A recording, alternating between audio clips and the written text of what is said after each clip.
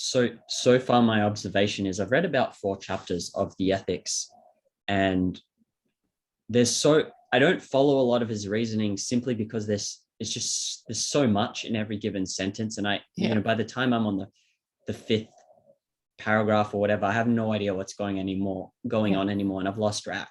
But what I have gathered is he's highly inductive. Like, he's basically identifying all the common usages of the term. He canvasses all the different views. Yes. And it's like a dictionary, except he's just looking at how people use the term. There's no dictionary, obviously. A lot of the time, yes.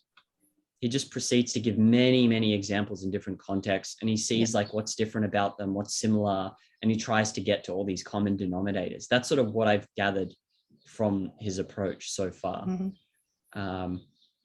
It's such a big difference. For example, it's very different from Opa, which is like much more deductive. This is like he just throws all this stuff at you, and then he gets to conclusions. So you see his reasoning live. That's what I got so far from reading him.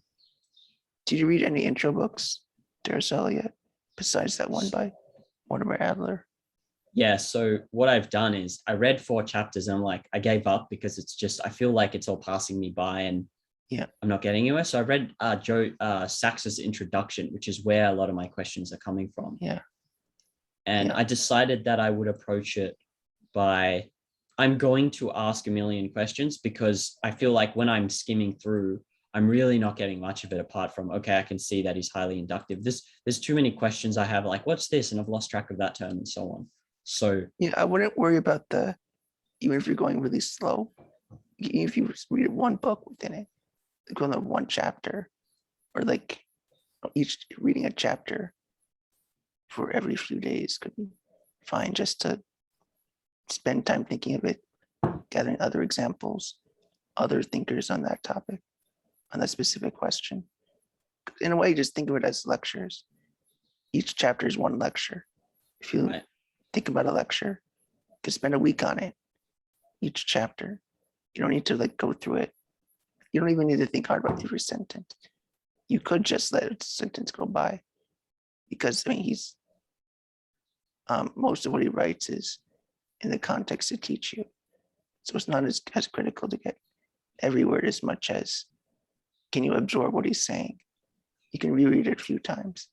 You don't need to worry about going through it, because the value you get could be a lot, even just in one chapter. Yeah, I wasn't getting that though. I feel like there were too many terms that I was just not following. So I got the method in general, but I was kind of lost. But that's okay. I mean, I'm not, I feel like it's the same with everything else I've read, right? So yeah. Do you know okay, sorry, go. Yeah, it's fine to start with this then.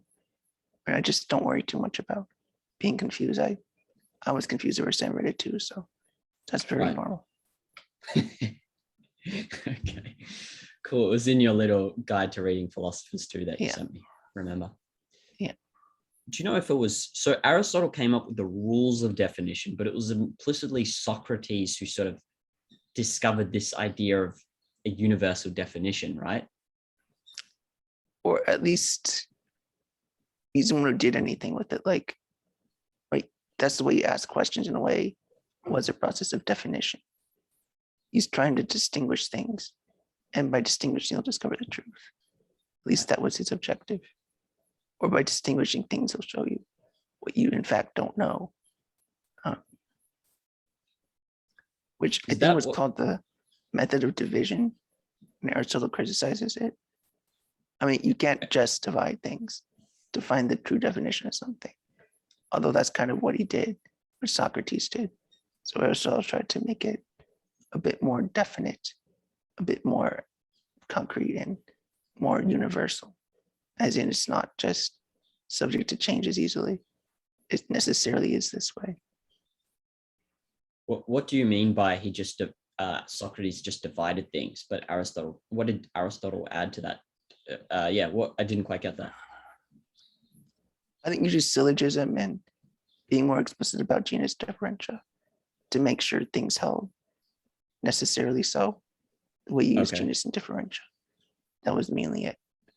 And he made it more specific, rather than just kind of you divide things, you define things kind of ad hoc, give a more systematic way, and would evaluate definitions too.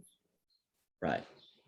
And also, is it the case that I haven't read enough Socrates to know this, but for example, Socrates goes to a lot of examples of what the person thinks justice is, for example.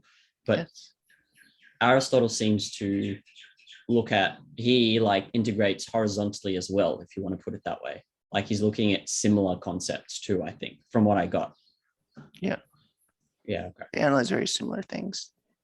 I mean, to the extent that he was at the academy, he would be interested in similar questions. Like he spent most of like half his life there. So it was like 30. So he did think a lot about the questions of Plato and Socrates. Right. Let's see. So I was reading about Socrates a lot, actually. He mentions the Socrates statue in the Lyceum all the time. Well, in Joe Sachs's introduction, he actually does, there's somewhere here that he talks about his translations, and he explains that often the terms are mistranslated because he's using the word in a sense that he's referring to the way it's used in a specific dialogue by Plato. And so it needs to be used. There's like a wider context that you need to account for when you're translating the word. So to speak to what you're saying. What do you know what the deal is with translations? Because he says here that he said that the Latin tradition obscures and distorts the meaning that's transmitted. And he gives the example of, let's see if he's got an example here.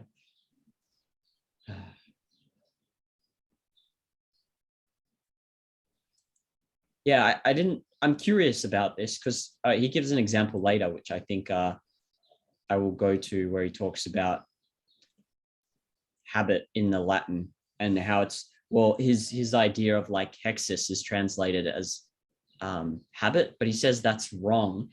And he goes on to say by Latin, that's true, but it's not actually an accurate representation. And I didn't quite get why it doesn't work in Latin. And then how I didn't quite get this whole process of where everything is going wrong when it's translated into Latin. So do you know anything about that? Sometimes it's connotation. The way Latin is always more abstract with its words. And certain languages are just that way. They're more abstract than others. Latin is quite abstract. Greek is a bit more concrete. Right. But the things they refer to are not usually as psychological, say. If you're talking about mental things, it's usually something more direct. That's just in the nature of the language. In Latin. Yeah, Latin is definitely not that way. That's why Latin's really good for like abstract thinking and poetry and things like that, because there's so much richness to it in its abstractness, but it's not as concrete, so it's hard to be as direct about things. Right. Okay. More detached from it. Not detached, but like imagine just reading a book on philosophy versus reading a book on biology or reading a book about zoology. Like, clearly if you watch animals, it's much easier to talk and think about than say talking about calculus. In Greek, you mean?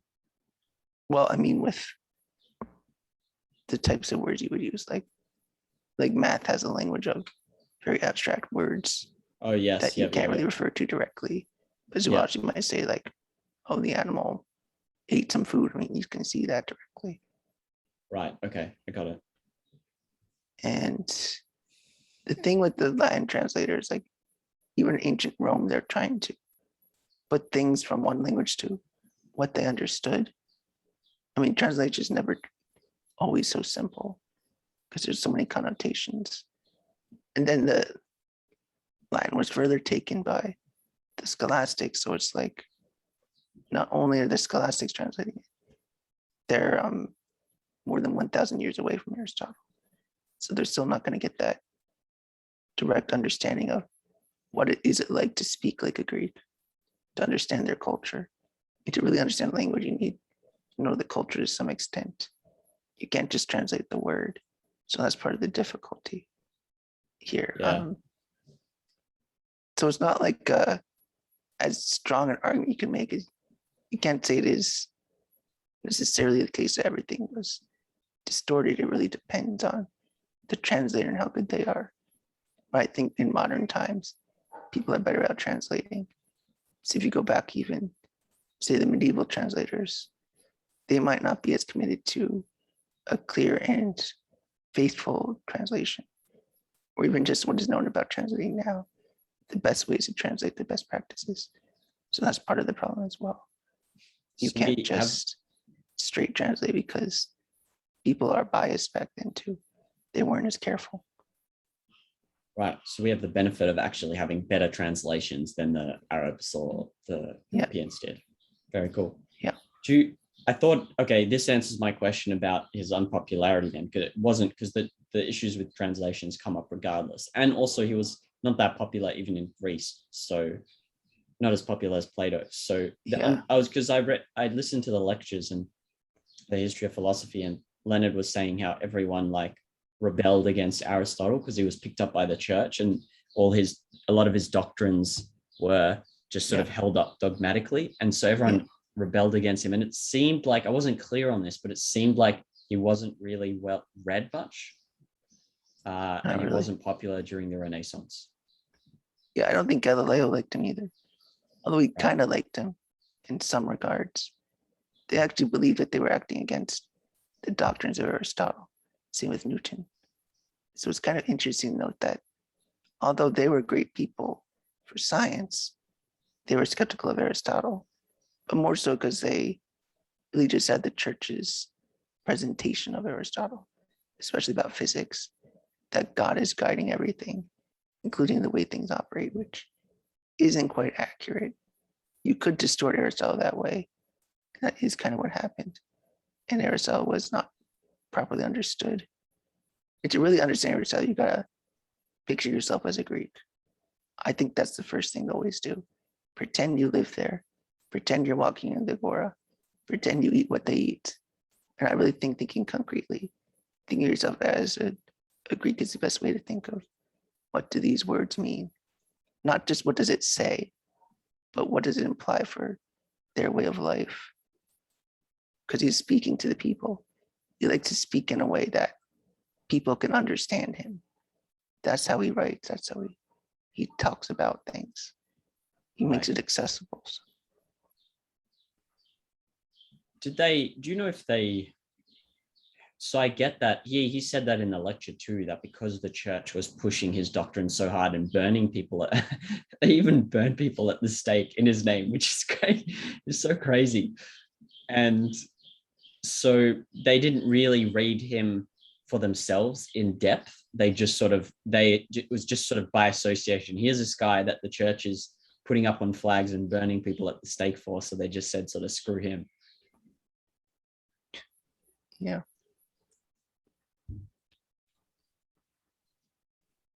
Is that what happened, or did they read him and they just? I think they just got stuck in their dogma.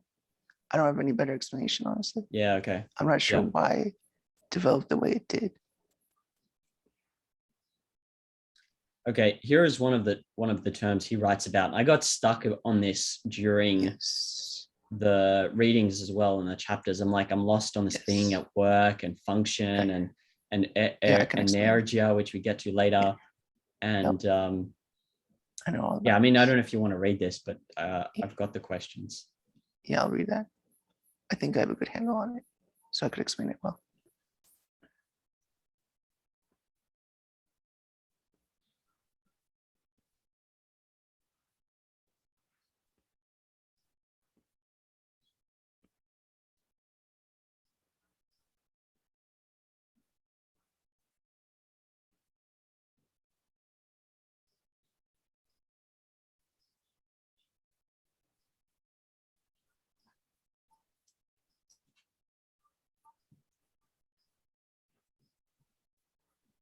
Yeah. Yeah, so I'm not clear on, I didn't even get what he's saying about this being different from function in biology, because it seems to me like the same thing. I don't quite get, he's saying, oh, it's different whereas he means work. And I'm like, well, what does that even mean? He means work. And then being at work, which comes up so much in the book, and like the active condition, which is we can get to later, because I still don't, it's not clear. Like, yeah. Well, being at work, okay. Let's say function here. Function sounds like he's describing as like a mere set of actions that aren't necessarily unified as a whole. They're like mechanistic in a way that Right. you've got each of these things that impact the other. It's not a total entity as much, or it's not as unified as an entity. To say at work is to say that these things all function at once. That being, say, an entity is to do those things. Being biological is to do all those things. And it means at work in the sense that you can be frustrated or prevented from doing these things, but it's at least the effort put forth to be at work in that way, to self-preserve, to reproduce all the functions, function as a whole. So you're being at work, you're functioning as a living thing. It's not much more than that. Okay, so being at work is basically functioning as a living thing, and it's broader than function, because it means even if some of your functions are not able to, or they're disrupted, but overall there's still other functions working, you're being at work. Is that sort of what? Not necessarily that they're work, like say, okay, so there's being at work, and then Sachs using another one, being at work staying the same. So being at work staying the same is entelechy, which is living to your fullest capacity by your nature completely. So you're doing everything by your nature. You're able to, and you're doing it. You're working at it, you're doing it. Substantially, if you continue this, you are that entity. So if you do things that are human, you will remain human. If you leave that full capacity, you will still remain human. So in that way, as long as you do these things, you are human. In other words, you are what you do, or things only exist insofar as they do. You can't have things that don't act. So to be what you are is to act as what you are. Does that make sense? Yeah. And so then to be at work is just a bit less than that. You can be prevented from living by your nature. Say we lived in a tyrannical government and you're forced to live against your nature. You can at least work in the sense of acting at things that make you human. You can try to think, you can put the effort to do it, but you can still be at work even if you're prevented from the fullest extent. So it's not as complete. That's all. Okay. So, and what was the link to entelechy? Is it the equivalent of entelechy, did you say, or it's more specific? It's actually succeeding at the capacity, necessarily so, and not being frustrated by some end or some other thing. Like living in the ideal society would allow you to live by being at work and staying the same, not just living as a human, but being human to the fullest extent. That would be being at work, staying the same. Or that's the difference between the power or the energia and entelechy. That's the difference. So being at work is you're fully functioning, and then in a context where you can't fully function, what would that be called? Well, that's energia, or it could be energia. Okay. Energia is just broader; it covers more. But entelechy is a specific kind of energia. I guess you could say it that way. Okay. All right. I got it. Okay. This is just a quick, this is like a quick question.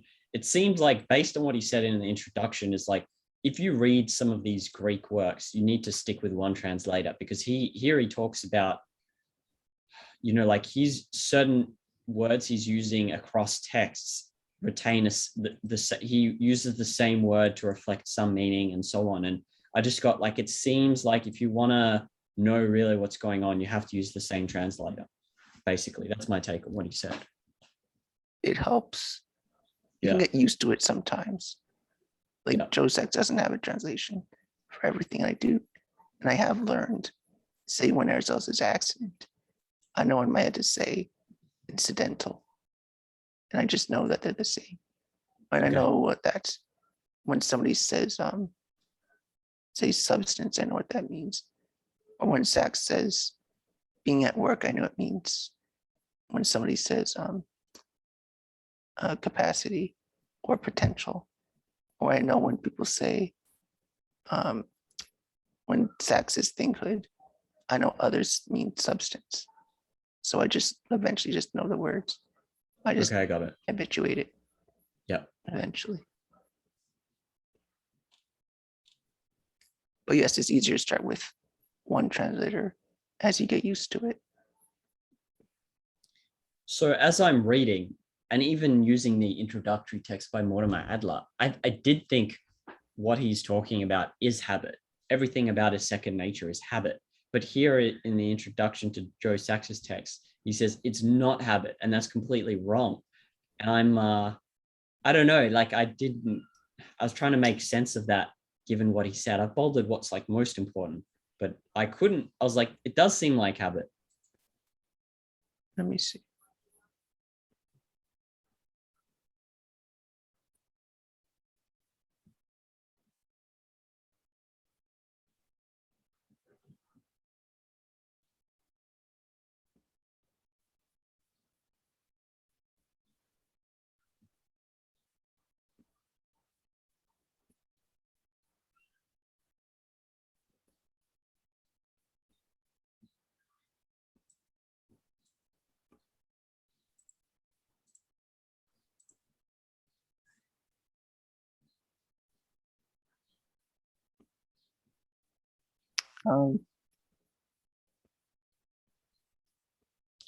Well, the distinction here is that usually when I say habit, I think it's something like automatic or passive in a way. Passive because you're not directing it. I think what he's saying is that it's an active condition of a state that you need to decide to hold yourself that way, that the potential is there and you have to make it real. That's more directed, that the potential's been built up in you, then you have to render it yourself. It's not like you just build up a potential, then it goes on its own. I think that's what he's saying. It's like you cultivate it, you grow it, then you still have to choose to use it directly. It's not just a habit, you choose to do it. It's more than what we mean in English. It's like you build up this ability and then it's like training. You don't train a habit to, say, play chess well as much as you train this ability, a capacity, and then you make it better than it was. Now you could choose to use that advanced state to be a really good chess player. Does that make sense? Yeah, it does. So basically habit is part of what this is, but habit is too mechanistic. And in English, the distinction isn't fine enough. Like, habit is if I I don't know, touch my beard, or habit is if the way I eat, or just random things that don't seem to be gotten to by any obvious conscious process of reasoning. Yeah. Okay. I think that's what he's saying. Aristotle usually means things in a much richer way than what in English you think is mechanistic. He tries to be holistic about everything. I see. Okay. And then in the process of translating, you lose some of this because you find a word there's overlap in the meanings, and then you take one word and it's like it becomes mechanistic when in the Greek it wasn't mechanistic. And in a way, it's good to have some of these odd words because it makes you stop to realize, oh, this is not how I think in English. I need to think differently here. To think like Aristotle here is to literally think differently. I can't think in my normal way because that's not how a Greek thought. So you have to stop yourself. How do I make sense of this? How do I put it in his terms? So at first, it almost feels like you're starting to read another language, but eventually it becomes easier. Like you start to say, oh, I know what he means. You see, being at work is not as confusing. I see it now. It's like, oh, I get it. I don't even pause. Like it's like immediately obvious to me. But at first I was so confused. Right. Functioning to your full capacity. That's entelechy, yeah. The fullest capacity of entelechy. Yeah. And being at work is entelechy, right? It's a more broad version. Just like you at least do the things relevant to what you do. I mean, it's just doing things, not necessarily by your nature, at least. It's just at least doing things by some ability or nature, but not as to the fullest extent, like entelechy. Like, so as I said, you could fail at this one, but being fully at work is you're not failing at it. But an energy you could fail at. You could succeed or you could fail. I'm confused by these distinctions now. So then it sounds like being at work is habit, because you're just functioning. Whereas fully being at work I put it as a genus. Entelechy. I'm trying to say being at work is the genus. Entelechy is a species of that. That's all I'm trying to say. Oh, okay. Okay, so entelechy is a species, but it's something specific to humans. Or anything really. But it's easiest to understand in this context, I think. Because you can understand like a person living by their full nature, which is obviously like you don't want to. Living in a free society enables you to live your nature to the fullest extent.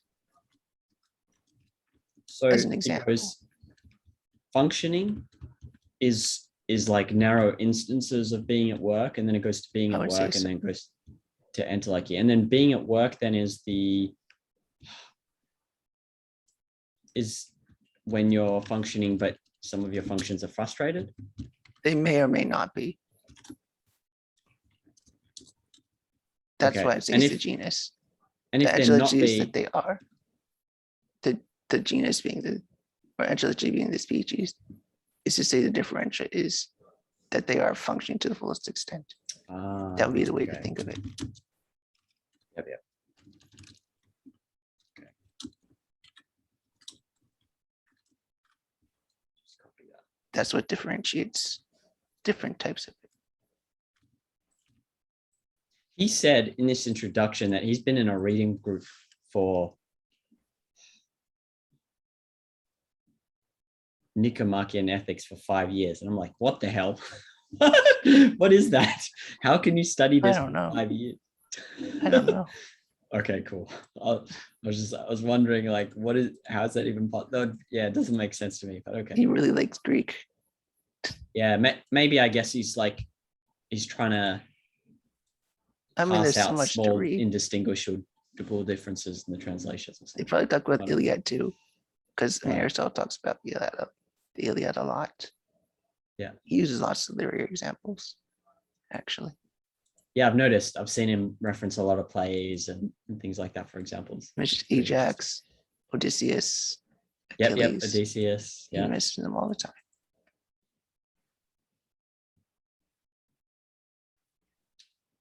This connection. So I'll let you read this and then I'll ask you.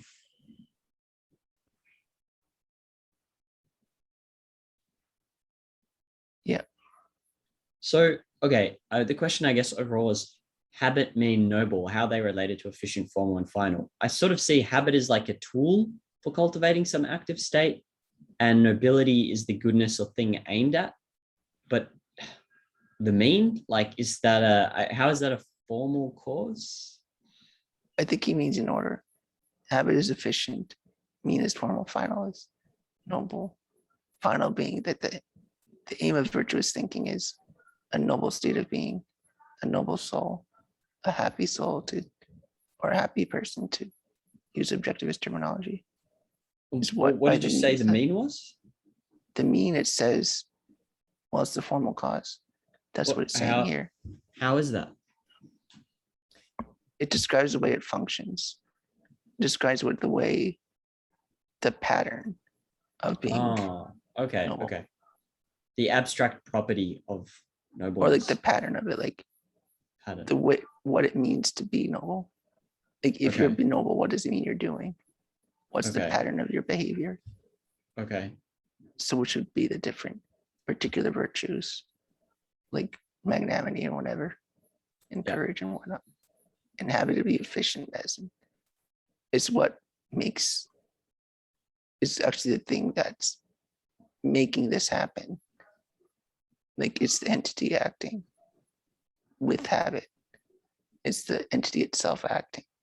In that way, it's efficient cause, because the habit is what you are making to realize, to make this happen in the concrete way. I mean, to be noble is to act out those habits.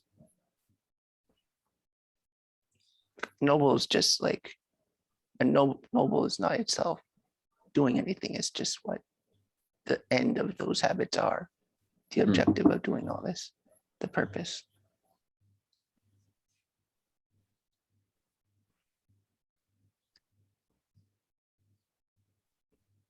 It's not habit, but character that makes moral virtue possible. I was confused by this distinction because I see habit, character as a byproduct of habit, unless I'm missing it because of those distinctions between habit and being at work and so like,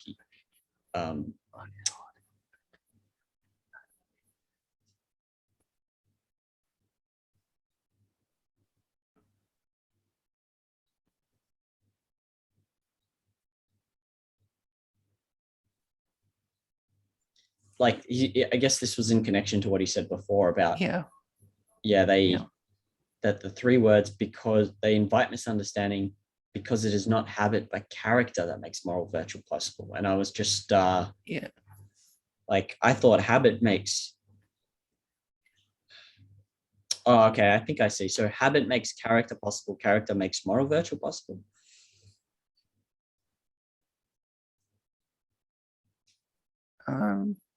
But it's not just habit, right? Like there's something else that goes into character. Yeah, I think it's part of what he's saying, that I probably have a misunderstanding of what Aristotle means, because then it gets really hard to distinguish. Like, I need to know more exactly what is the misunderstanding, because I probably am misunderstanding. I mean, that's his point. Yeah. They probably invited misunderstanding already, so I need to see his clarification. So this is actually a quote from Aristotle on habit. It makes no small difference to be habituated this way or that way, straight from childhood, but enormous, or rather all the difference. It seems like at points, it seemed like this is something like sense of life in a way, that it's like built up from all these little discrete moments. Something like that, I think.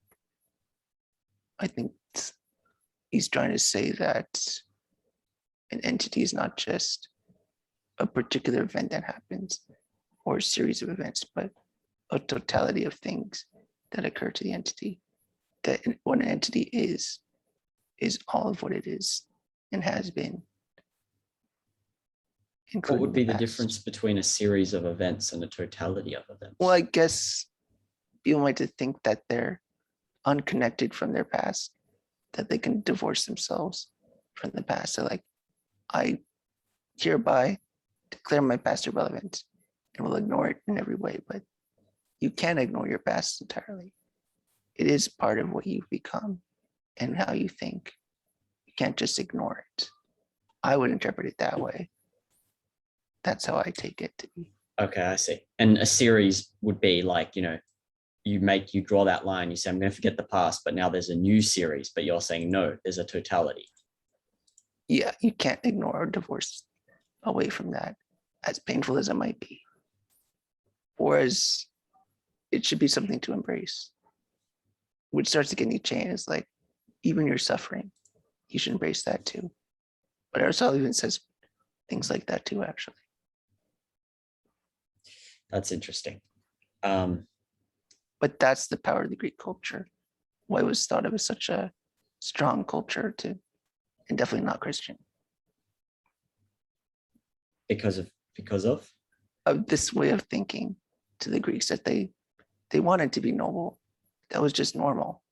The average person liked these things, to be like courageous and things. It's just what they liked. That was Greek culture. In the virtues where it's about courage and nobility and what else was there? Temperance, but the Greek is charity and self-denial or whatever. I mean, even Plato liked this terrorism to a degree.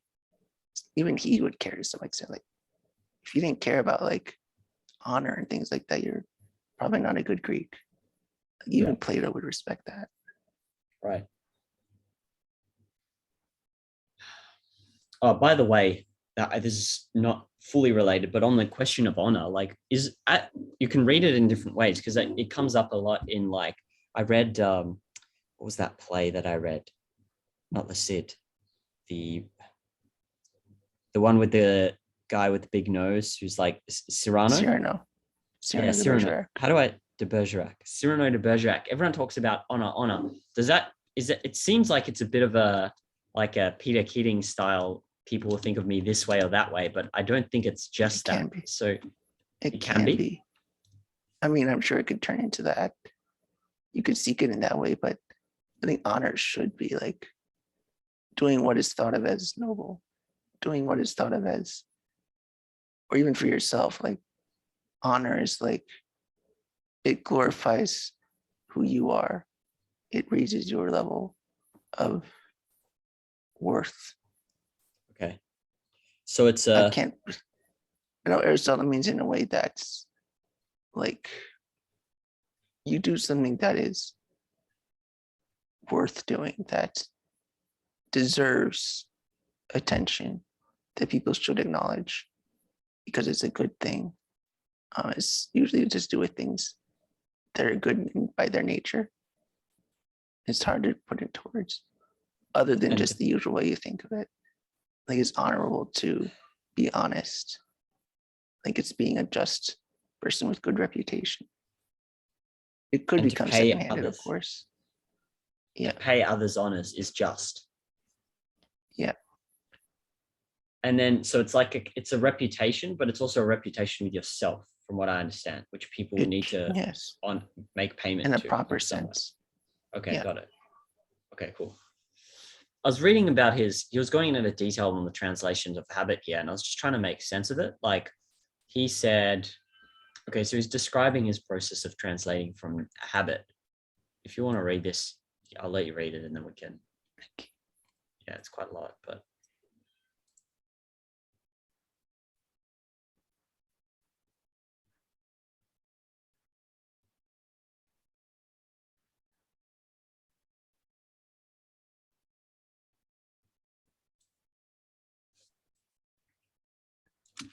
Can stop at this paragraph because there's a question about this I want to ask you. I see.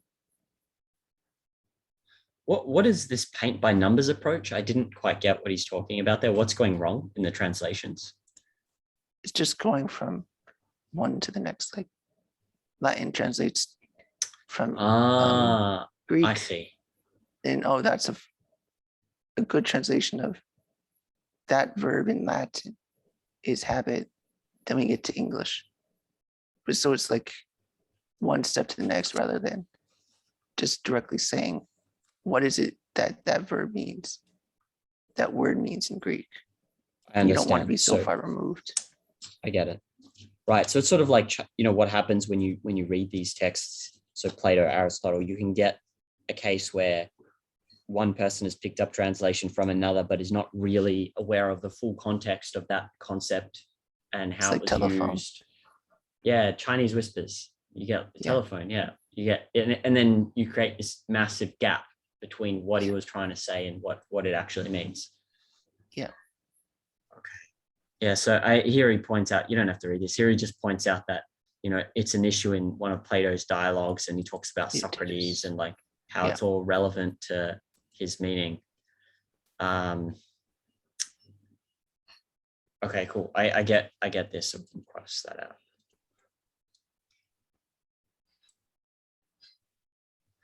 I sort of had this thought when I was reading this because he talks about, so he's talking about this word hexis.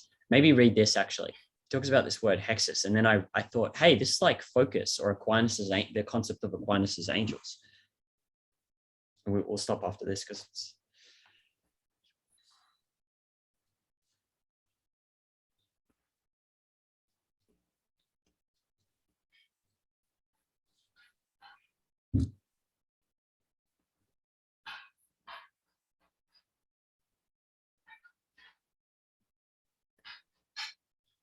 Yeah, I see that.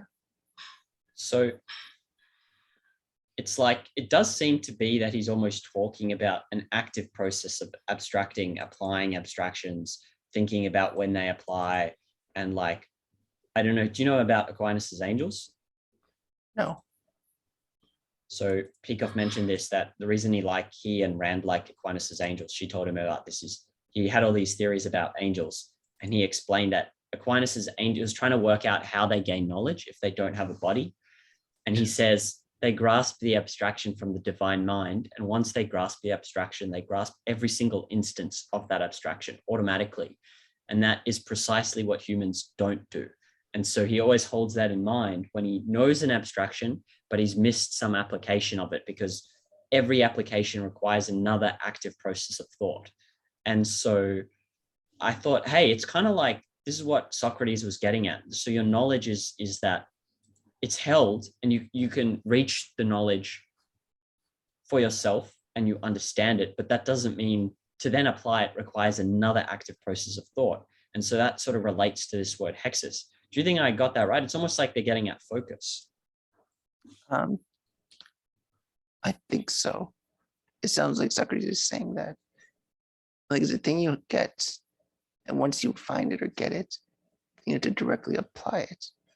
Not only to have knowledge, is not just to have it, but as a further character of doing aside along with it, that you have it and use it.